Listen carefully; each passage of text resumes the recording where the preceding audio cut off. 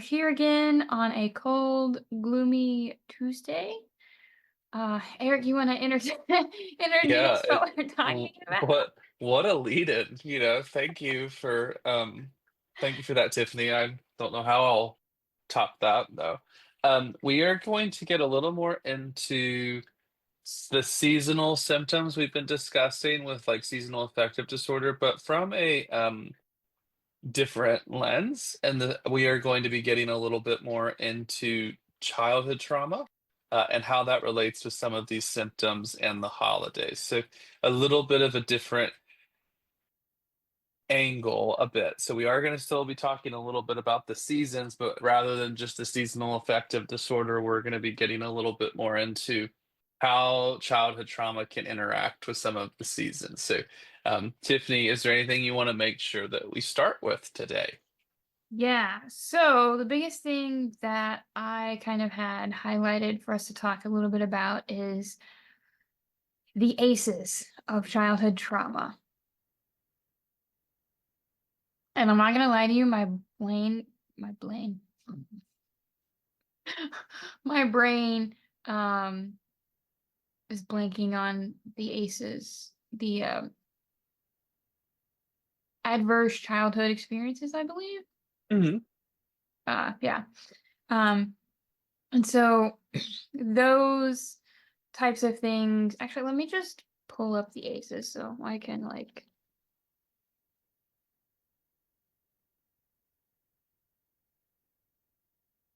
read them over. So Yeah.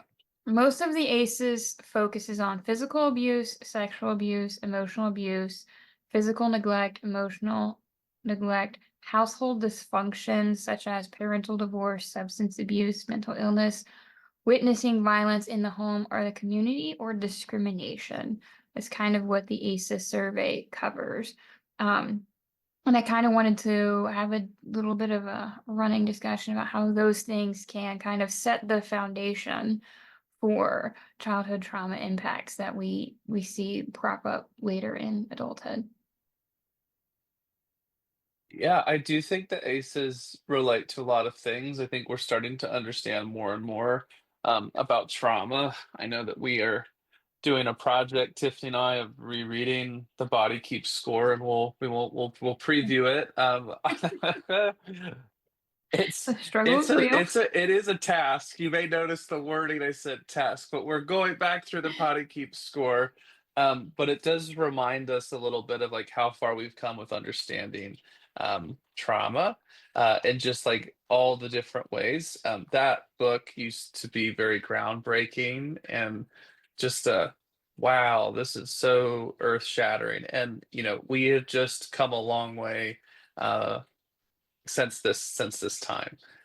So I think that's just the nicest way I would say it. But we do know that there are lots of health outcomes and things linked uh, to childhood trauma exposure, and different things. And I was looking up the date.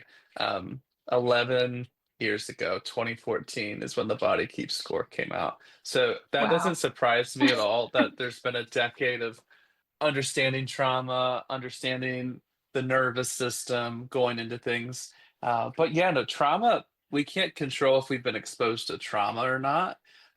For the local listeners, there is a wonderful exhibit at the Cincinnati Museum Center, kind of a functional health uh, presentation, and they've got different things on like how your lungs work, how your blood works, viruses, germs, but they also have a mental health uh, exhibit and different things. But Ooh. one of the things there is a scale, and it is for adverse childhood experiences. And I really love this scale. I think it's one of the best ways of understanding kind of a complex concept. So I'm just giving them credit. I love the Museum Center for so many reasons. But this exhibit, the main piece of it is there's a spinner, and you spin it 10 times, and there is a positive, negative, or neutral. And you start off on the scale in the middle, and it can shift one this way, one that way. Uh, but if you're leaning positive, neutral experiences don't impact you.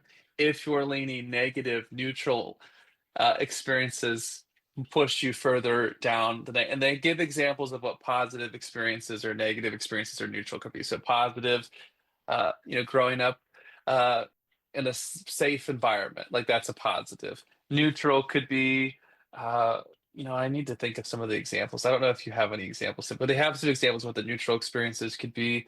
Um, having challenges adjusting 1 year at school, that could be a neutral experience. But if you're already leaning, and so I've done that exhibit a couple of times, like gone through the 10 spins, but the one that sticks out from the very beginning, I spun once and it was a negative, so I was leaning, and then I think I spun 6 or 7 neutral things, but it pushed me so far that direction because I was already leaning.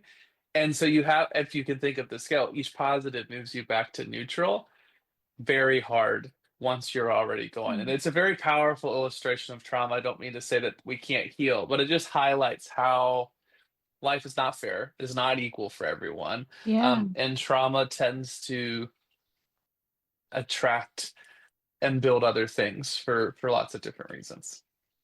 I feel like I need to like buy one of these.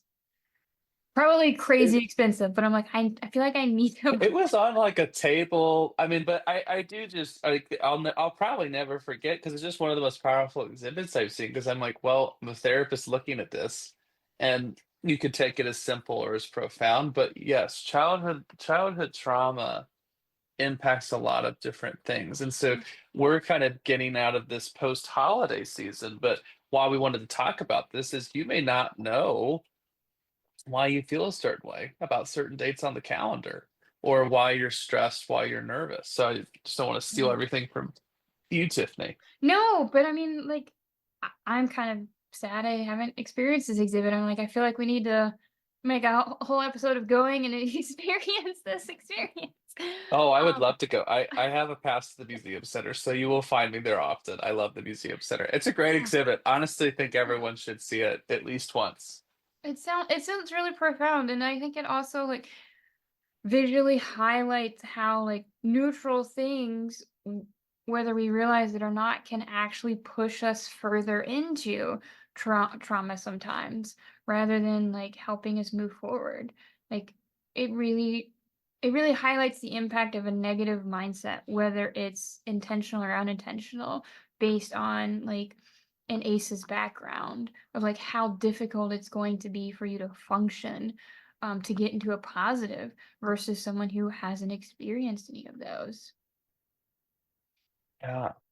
Um, You know, I just there's so many different holidays that can happen, so many different types of trauma that can also happen.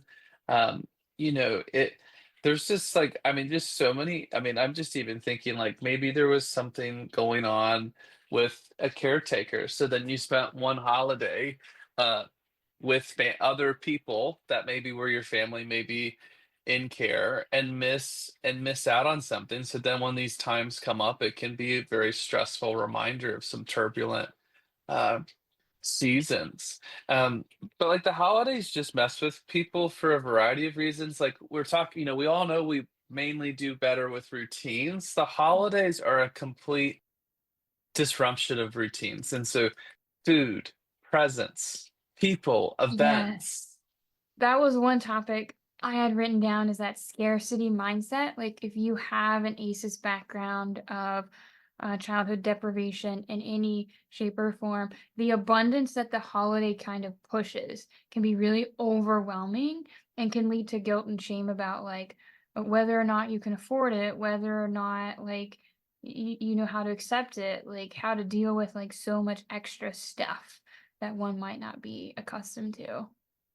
Yeah, I mean, it could be just all, if we just think of those things as stimuli, that's gonna be very overwhelming. So, like, I mean, I'm just thinking of if one has grown up with a scarcity of, not having enough food, not having enough resources, not feeling secure, and then you go to these, there's just food everywhere, or gifts, or maybe even feeling like expectations everywhere. Like, it could just be overwhelming. I mean, if you've never I mean, I can even think about going, if it's a work party, you're going to a work party and you're there and it's like, what is this? This is overwhelming. What is all of this? So um I think it can just be very overwhelming. And honestly, you may not know that some of these things are there until you're maybe removed from them or maybe experiencing them. So if you've never really done holiday stuff because of childhood, but then you're marrying or a partner's family or something, and they do different stuff, like, you may be like, "Oh my goodness, what in the flim flam is this? Like, what is Yeah. going on right now?" Mm. I know something that comes to mind for me as we're talking about this is when you have those holiday parties where there's just excessive amounts of food. And that was always something that even now when I see that, my brain is like, I know on a logical level, like the people here can't eat all of this food. And Hmm, so it's kind of like that, like internal discourse of like, how then do I process my own shit of like being angry about the food waste when knowing there are people who like potentially like has never had like turkey, for example, or some other holiday staple. hmm. Or, like, just not knowing, like, the attention on it. Like, I mean, just even, like, not knowing, like, "Okay, what am I supposed to do with this? How long do I sit here? How long do I do this?" What it just this could be a lot of expectation and, like, maybe a feeling like an imposter or lack of belonging, I could think for a lot of people. Yeah. It can be I don't know. The holidays, there's one thing I guess like I know on some level the holidays fell as they fell just as like life happened.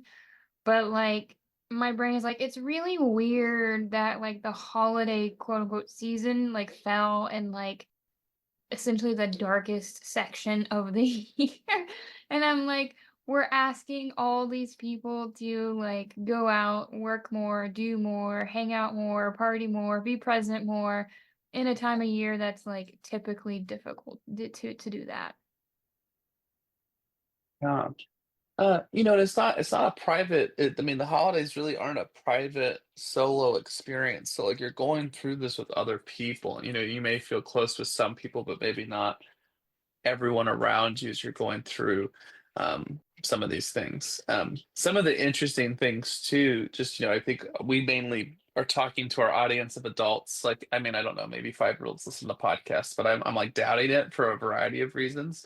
But kids have different triggers, and I think we do understand some of this, but there are just these like I think there's not maybe enough understanding of like how trauma shows up for children, and I am by no means the expert on this, but it can be years later, like years later.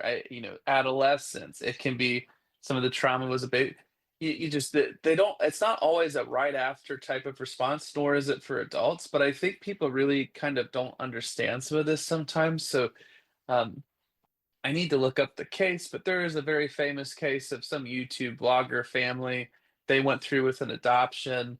Well, the child they adopted, the person they adopted, had a lot of different health complications and needs, and rather than honor that commitment to bringing that child into their family, they sincerely sent them back, and they got a lot of flack for it. But maybe that's something we can preview a little later. But you could just tell there was no understanding of like what has that child gone through? What has that person gone through?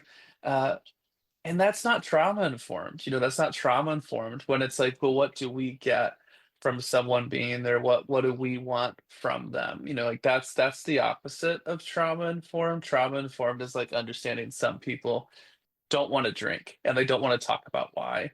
Um, and that doesn't even mean they're in recovery. It may just be medications. It may be, that makes them feel unwell. Uh, but trauma informed may be like people may not come and it's not a personal slight or attack, or kids may not want to talk to you. And I think that's very just important as we're talking about this is that there is not one way or symptom that trauma shows up as. There are trends, there are things, but you may not, you just different people have different levels they're going to show to some of this, which is why I think it's hard to make blanket statements of this is how trauma will show up or this is what the challenge would be. Yeah. I think something that I I guess professionally and personally have like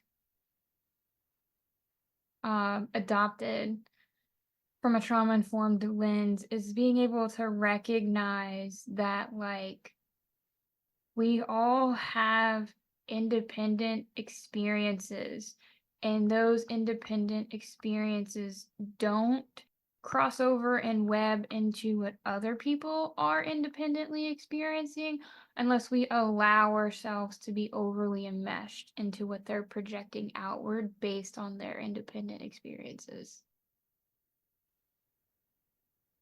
Yeah, that's profound. I really like that. I just think like basically just don't assume. Don't assume that people like Halloween. I love Halloween. You can find me always dressing up. I love Halloween. But let's not assume that everyone likes Halloween or likes candy or has even knows what that is. And so, I mean, it sounds so simple. It's like a silly, I mean, some people it's spiritual and religious, but for a lot of people it's like a silly, have fun Hmm. day and holiday, but like just not assuming. Like everyone loves that. Everyone loves fruitcake. Everyone loves Ugh. to have to open a gift in front of everyone. You know, and it's not a personal thing. Maybe if someone's not wanting to do something, that's the part maybe I would stress the most is like the assumptions that we can make. It's like, oh, well, they're a jerk. Oh, they're me. Yeah. They just may not be in the place to do that. And they don't owe you their story. I mean, even as therapists, we talk about we're not owed everybody's detail of everything. I think that's a misconception of therapy in general is I will know everything about anyone that works with me as a client. That is not how therapy works. That's not even necessary for it.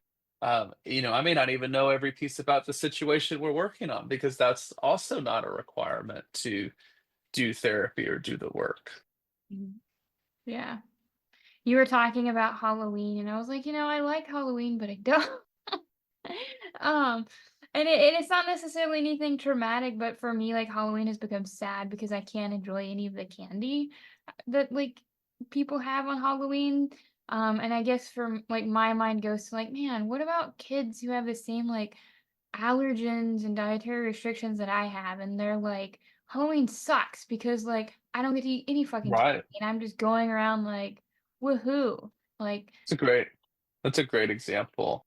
Well, and I just even think about maybe people who are like, I don't know, grieving something, grieving a mhm, situation. Like maybe that is a day that's super painful to them that all these kids are coming up to their house, even if the lights are off or something. Like I can see that being painful. yeah, I mean, I do, you know, I love working with veterans. One of the things I really think about, and I'm not anti people enjoying fireworks, but man, some of my veteran clients, they absolutely hate all the holidays where fireworks are going off because they're not hearing a firework. They're hearing what sounds like a rocket. I mean, mhm, I mean, a firework is a rocket, so it sounds like a rocket's being shot, and then you hear it going off. Like that is what yeah, that it's a very similar sound to what it sounds like when they're deployed.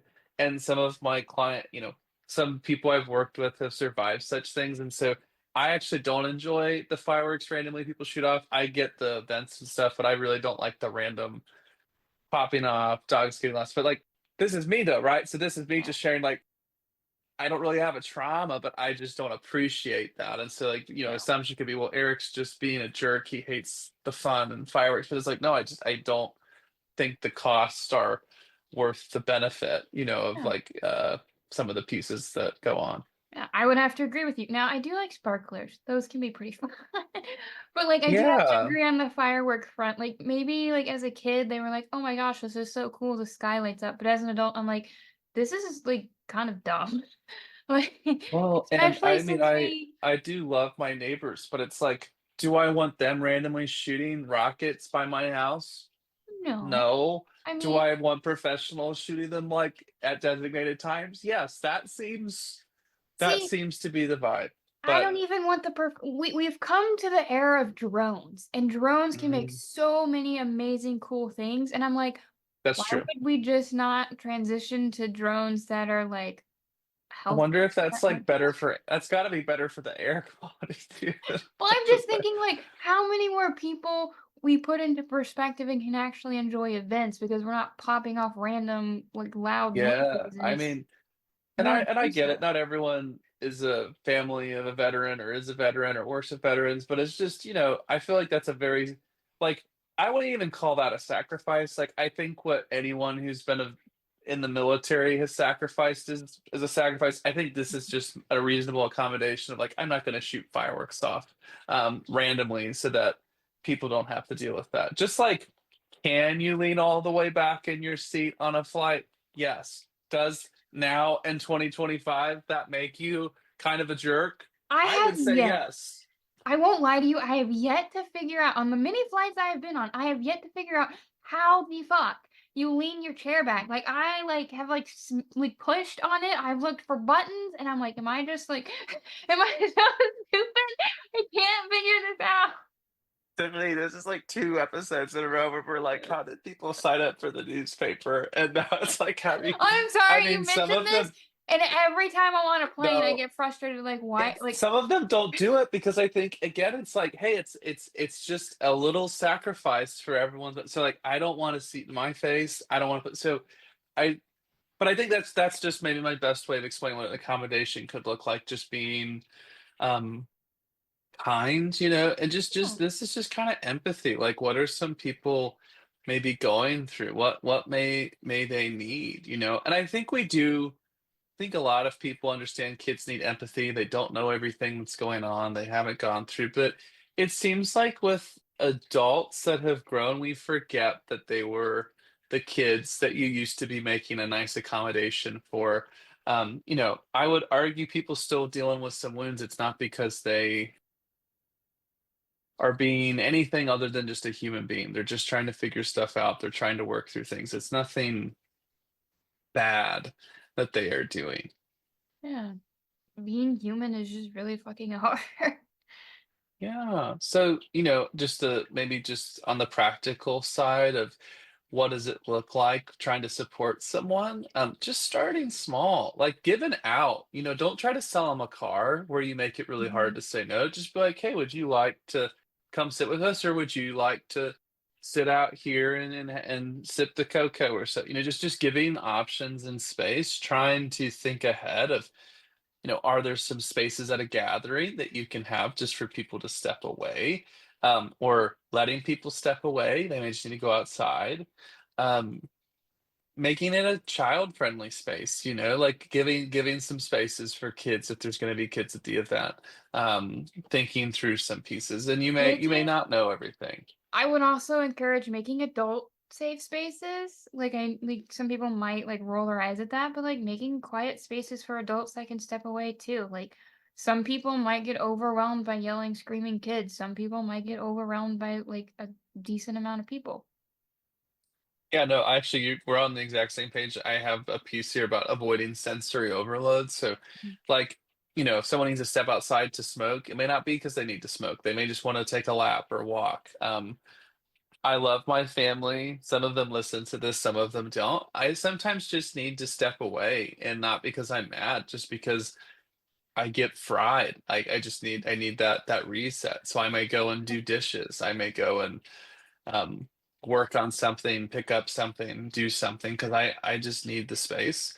Uh, so the other piece is just like maybe making new traditions. Like how can you make a new tradition? How could you incorporate someone's tradition? I think people feel really supported by this, and just offering like a routine for routines during the time frame. So kind of letting people know what to expect. Not that you need to have a schedule of the day, but that's a common thing I hear a lot about is like what stresses some of my clients out is these blanket days where there's no set schedule and there's no idea of what's going to happen. Like that's overwhelming for a lot of people. So just even offering, hey, we'll have brunch, we'll watch the football game, we will then watch It's a Wonderful Life. I don't know, but just Yeah, offering some sort of thing to prep for so that someone's not just like, oh, I'm going to be yeah.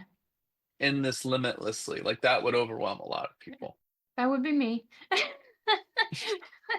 My partner gets on me all the time. He's like, "You can't just like have a day when there's no schedule." I'm like, "No, my brain like flips its circuits. It needs to have a general idea of like at least we're eating dinner at like 2 or something." Mhm. Well, and if we're just talking about trauma, like routines help us manage and like trauma is stored in the body and the brain. And so, Mhm. people, I just, if there's nothing else people take away, like people aren't choosing what their triggers are. They're not choosing what they're hanging on to. I know, and I've met so many just amazing people and the traumas impact on them that they may be carrying, it's not a choice they're making. They're not like, "Oh, I would like to be social, but actually I just don't want to." It's not like that.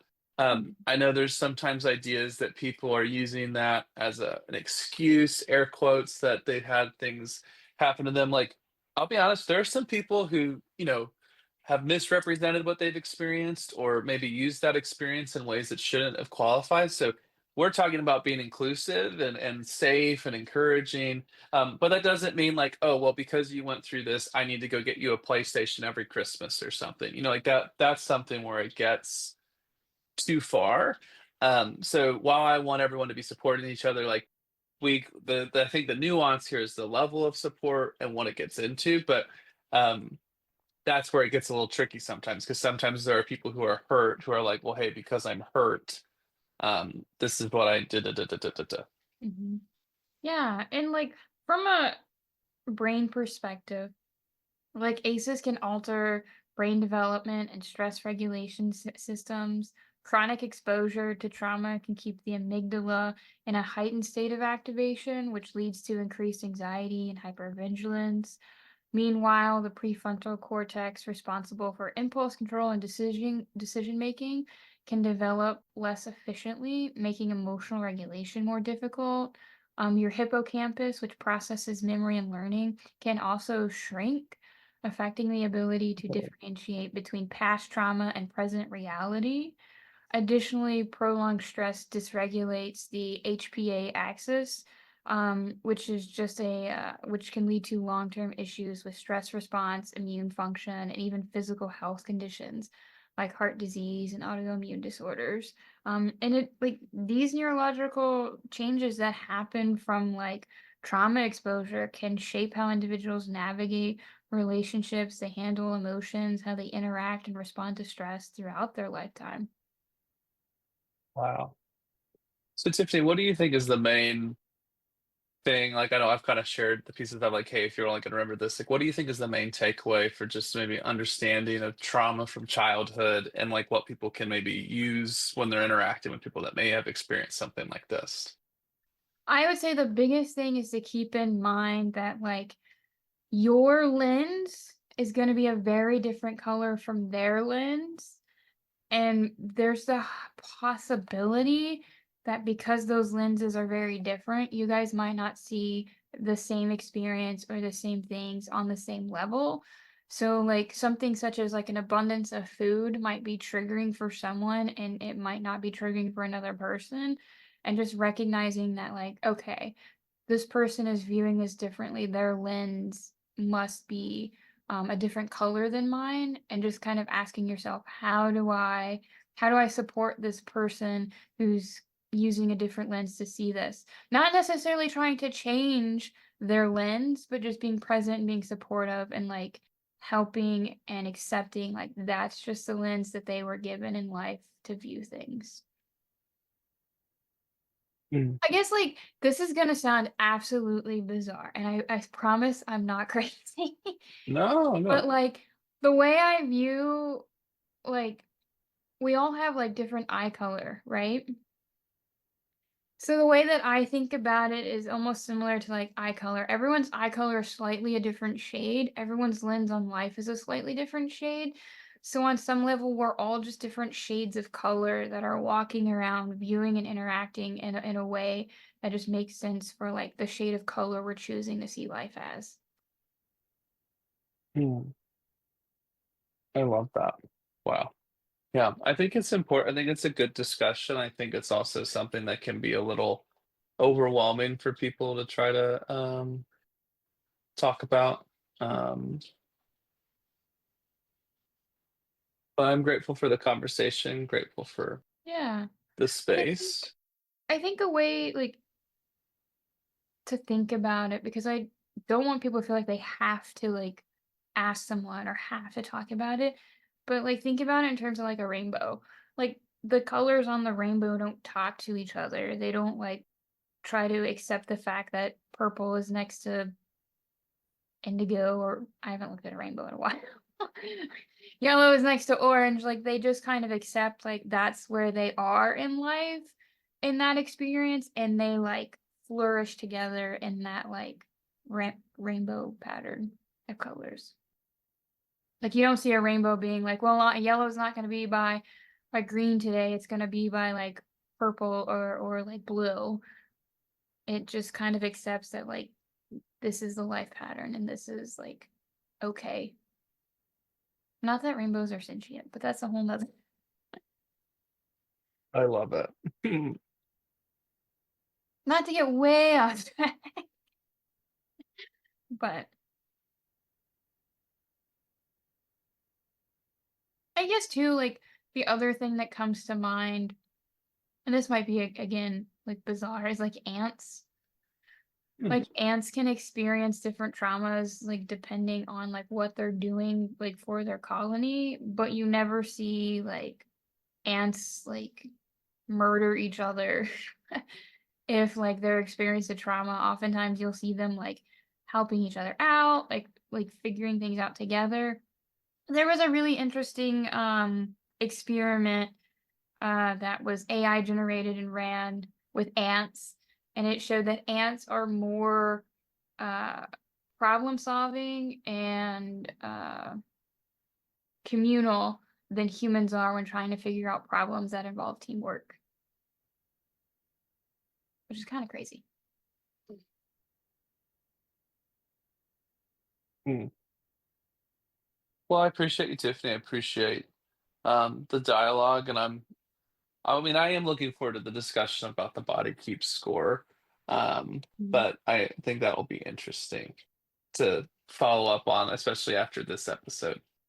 Yeah, and I think that I haven't gotten very far because it is it's a task.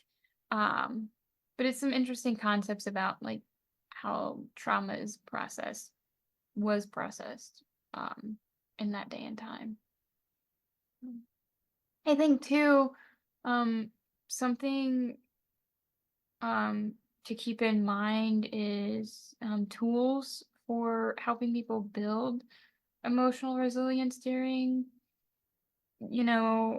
all seasons, but a little bit more so in the winter season since that seems to be like the heaviest of seasons. Acknowledging past trauma, um, whenever it resurfaces, and doing your best to give yourself compassion over judgment. Journaling can help if you're a journaling person. Using mindfulness, deep breathing, or even physical movement to help regulate emotions when you're feeling overwhelmed. Um, engage with your friend, your support groups, or even a therapist to combat some of those difficult symptoms that you feel like you're struggling with. Um, and dive into new traditions. Don't be afraid to create new traditions, meaningful rituals to you that make more sense versus societal's standard traditions. And just, do your best to live your best life without other people telling you what to do. Mm, I love that. Did I miss any of your favorite No, tools or skills?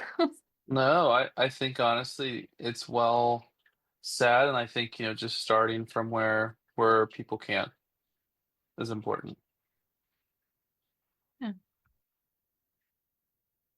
Well, I think that's kind of all that I got today. Like making sure you're taking care of yourself is the biggest message. Anything we left out? I don't think so. All right. Well, until next time.